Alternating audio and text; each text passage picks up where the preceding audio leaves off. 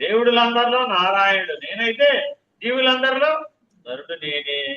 కాబట్టి ఆ భగవంతుడు ఎలా ఉన్నాడయ్యా? త్రిగుణాత్మకమైన మాయకు అతీతుడుగా మాయకు అధిష్టానంగా బట్టి మాయను దాటుటకై భగవద్ అనుగ్రహం యొక్క ఆవశ్యకత జీవునకు ఎంతైనా ఉందా లేదా? ఈ అనుగ్రహం పొందాలి అంటే తప్పక మానవుడు దీన్ని మాయను, త్రిగుణాత్మకమైనటువంటి మాయను దాటవలసిందే, గుణాతీత స్థితిలో ఉండవలసిందే.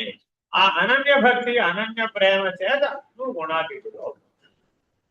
నాకు ఈశ్వరుడికి భేదం లేదు అనేటటువంటి అనుభూతి కలగనంతవరకు నీవు మాయను దాటదు, త్రిగుణాలను దాటదు. కాబట్టి మొట్టమొదటి సాధనలో ఏమి చేయమన్నది? కానీ నేను స్థానంలో ఈశ్వరుడు బట్టి అప్పుడు మాత్రమే నీవు గుణాలను, మాయ యమునా అనేది ఎట్లా అయితే దారి ఇచ్చిందో బాలకృష్ణుడికి నీ కూడా అలాగా దారి